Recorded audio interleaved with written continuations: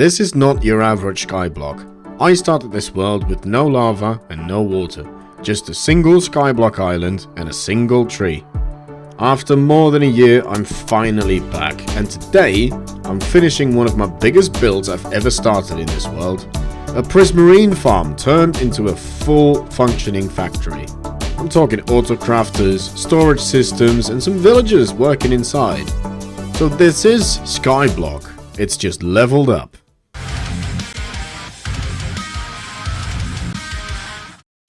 Would you just look at this mess? Woof! Hey everybody, welcome back to the Skyblock. 2022 I started this world.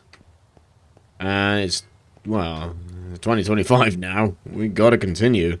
This was always meant as a long-term thing. I'm not gonna say forever, because that world is being thrown around a lot. And you know, humans aren't forever, so how can worlds be forever? I guess if you pass it down. But who's gonna take this world? No one. It's just gonna be me. And this is gonna last for as long as I have fun in it. And recently, as I said in the teaser, I've had the urge to start this again. Got big plans for this world. If you are familiar with Mog Swamp, he's got a very long-lasting super flat world, in which he deals with the limitations that a super flat brings with it. However, I obviously done a different challenge.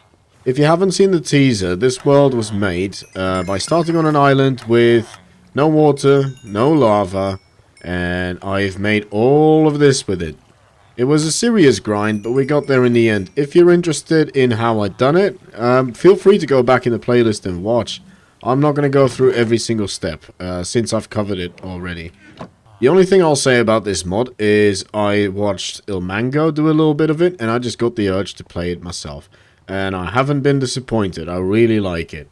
It's called Sky Editions, and it makes it so that you can get every single block that's in the game, but in a Skyblock version. So you do have to grind for it. It is a very grindy mod pack, but you can get pretty far. I mean, I got to the stage where I'm not even mining trees down anymore to get anywhere. No, I've got a Prismarine farm. And the way that is possible is the biomes are still here, including the structures, just none of the blocks are generated. So there are ocean monuments, for example, in this world. If you make a farm around it, you can get all of this. But let's get to the project of today. What? What are you doing up there? I just dismantled this as well to start building. Please don't tell me that you sell a tree that I don't have. I think I've got all of that. Alright. Down you go. See you. Oh. See ya. Well, this horrible sound is going to be my soundtrack for the next couple of hours.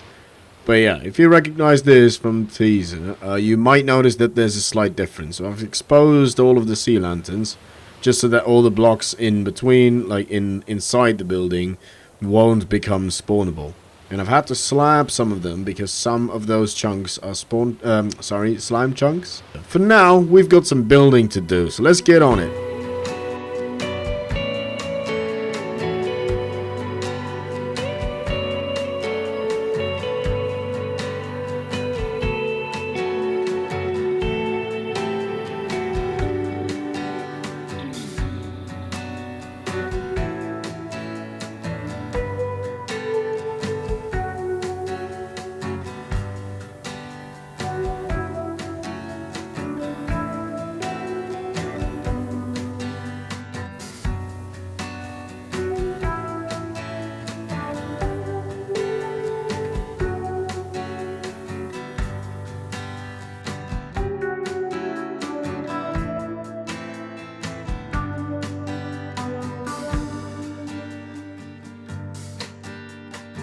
That is the last little bit of sunlight that this farm is gonna see.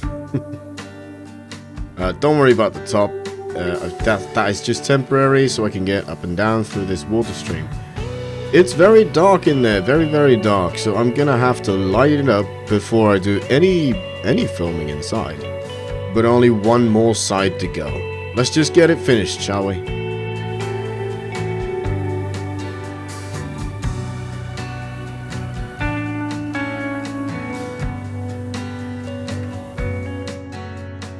trippy.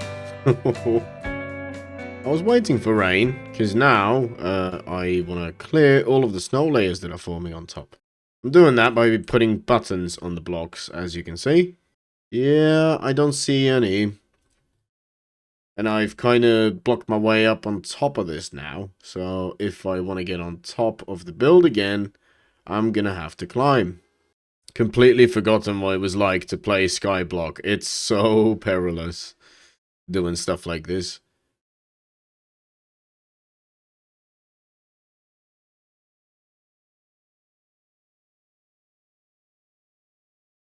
Honestly, I'm so happy with how this turned out. I'm so happy that I finally finished this after 2 years, essentially. So for the next part of the episode, I was planning on starting on the factory in the Prismarine farm. However, I need a lot of redstone to do that. And while I've got these guys, which is good. Huh? While I've got those guys, which is good, but I'm going to need a lot of redstone in this world because I need some big farms for a lot of resources. So it's kind of ironic because I recently done this in the Forever SMP, but I found a witch hut over that way, 2,500 blocks or something like that away. So I'm gonna bridge over there, and we're gonna make a witch farm. Lovely.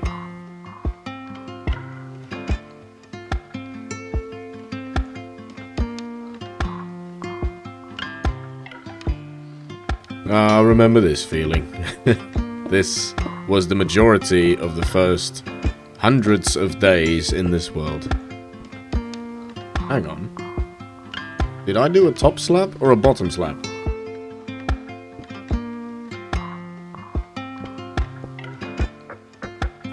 I just rewatched the footage. I did a top slab and it's getting night. Oh no. What did I do? Why? Such a waste of resources. Why don't I think sometimes? Every now and again, just think, Raid. Think. Oh, jeez. Oh.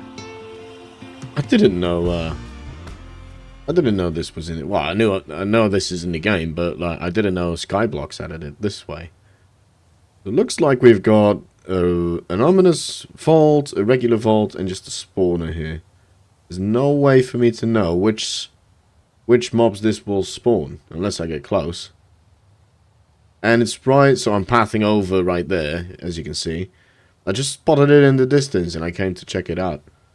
I don't know, we might be able to do something with this. Definitely worth exploring. But for now, we need to focus on the witch farm, which should be over there somewhere. Finally made it over here. It didn't help that I fell off once and lost most of the stuff that I need to build the actual farm. But we're here now and we got all the stuff, so no problem. So I've got my bounding box here, which I've opened up with Mini HUD. And now I'm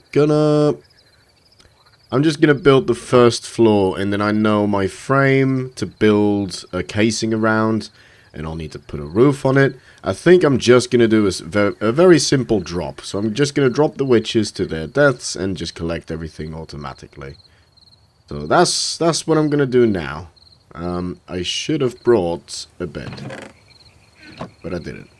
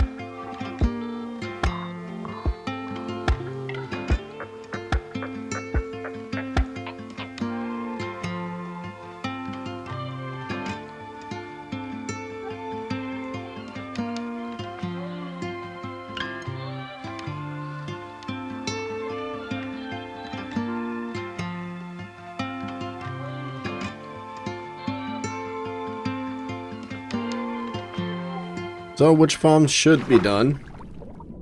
I believe I heard them falling. Yes. So they shouldn't be able to survive here. Should be good. And obviously, because I've closed everything off like this, it's dark in there. And then should allow witches to spawn. I think I have to be at an ideal distance though. So let's take a little bit of distance. I have a feeling that this could be a very, very efficient witch farm. Because obviously we're in the skyblock, so all the farms that I make are automatically so efficient because there's no blocks anywhere. Okay, good old boat timer. You've seen me do that before. And then I just power all of these blocks, which have trapdoors with water behind them. And then witches spawn on these. The water floods them into this funnel. They drop down. They die. Profit. Okay, so it's not a constant flow, but to be honest, that's not too bad. I can always find, or try and find, multiple witch huts together. I think the most you can get is a quad witch hut, which might not be in the world because I did not look for it when I was looking for the seed. Okay, but that's cool. That seems to be working. So now I can focus on getting some automation going. Look at that. I was only gone for like 5 seconds. This chest is going to fill up quick. I'm not going to be able to do an overnight session.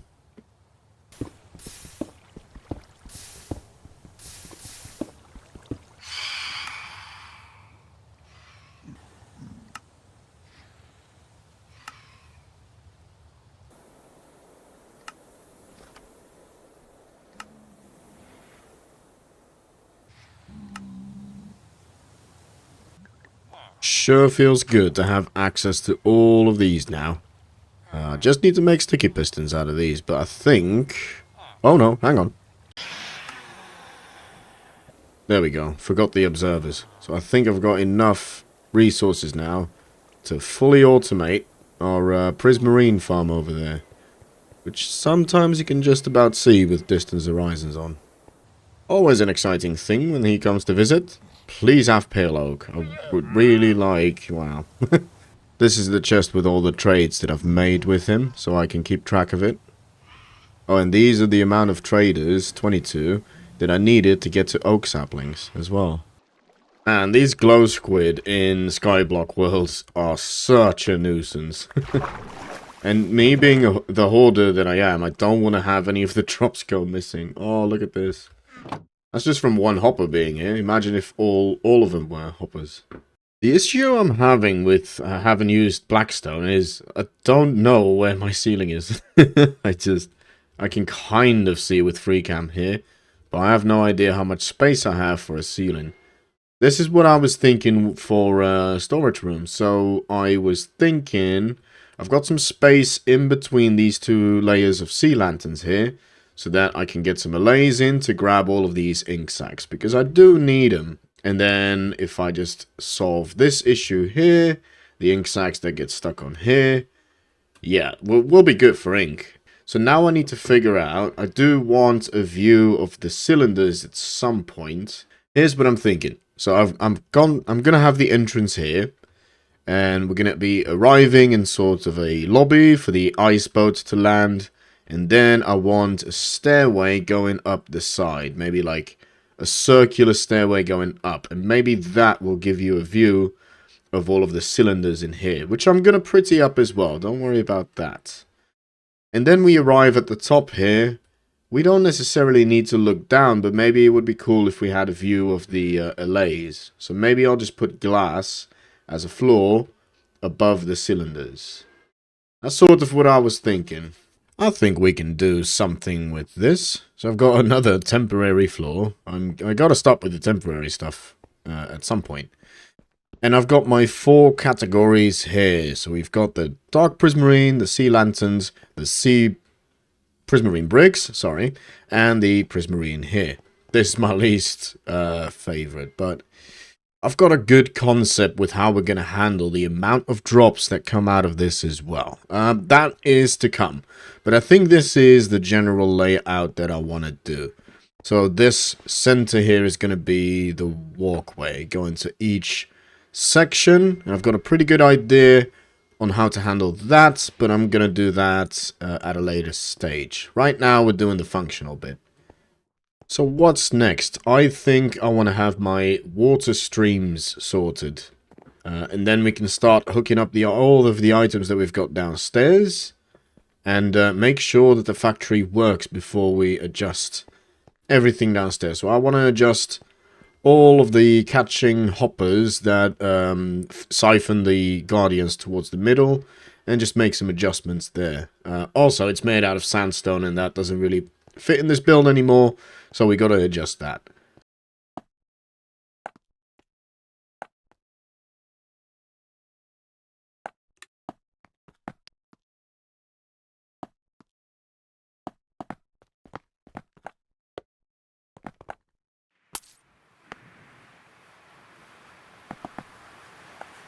Okay, I hooked one of the modules up, and the amount of items coming through is staggering. Yeah, I just wanted to test the system before I hook all of them up and make all the changes down there. Alright, let's just have a look upstairs. Okay, so I've basically got this autocrafter hooked up to this hopper clock. So it's essentially the item goes around, the comparator here detects that item, and then it gives a signal to this. My hope is that I can fine-tune this timing so that it can keep up with the drops. So I can slim this down to 2 hoppers if I want to, but then I am limited by hopper speed as well. So this is something that I'm going to have to experiment with and potentially get some more crafters going as well. But this will do for now. So this is already automatically getting me sea lanterns. This is great. This is feeling like satisfactory now. Oh yeah, I made a tree. Okay, we got bricks here. Oh, that's not good. Something went wrong here as well. Okay. Let's have a look. This is why we test things. There we go. So as this was filling up, it was taking shards from the system. Which it shouldn't do, so always leave a space between the autocrafter and the hopper. Are we good? Yeah, there we go. We're good, we're good. Okay. And then this one, I don't see it ticking. But again, that might be because all the shards are being taken by the sea lantern station at the moment. And the reason why I put so many hoppers on some of them, 3 for just shards, is because I'm planning to have, like this one, I'm going to have a water chute go up on each corner. So then each of these tanks will individually supply a corner. So that means that my main sea lantern supply will come from this tank, for example. And then the center one, I just connect up with one of them. And my expectation is that there's going to be so many items going around that I'm going to need multiple hoppers to accommodate for them. So all of these 3 hopper lines will go into the same crafter, which will mean that this one crafts faster than it normally would. And I can do that because it's bricks. For the Prismarine, I'm not too worried. That can just go at a low level. For my ink sacs and my Prismarine, dark Prismarine supply, I needed 2 filters for the ink sacs. So all of these will go into this filter here, and all of these will go into that one. You know, it's absolutely wild to stand here and to think that this entire world started with a single tree. And, you know, now, I said earlier this was starting to feel like satisfactory, and I wasn't kidding. Like, the production lines are running, the resources are flowing, and the blocks are building. But this is just the engine. Next time, we need to build the chassis around it. I want to pretty this place up. I want to really dive into the aesthetics of this place. But I will need your help for it. I think this place is way too cool just to be called the Prismarine Farm. Please drop a comment down below with the best name suggestion that you have for this factory. And obviously guys, if you enjoyed this video, a like is always appreciated. And please subscribe, because I know a lot of you are not subscribed. I don't know why. But that is it for me, guys. I hope you're excited for the return of Skyblock, and I will see you all in the next episode. See ya.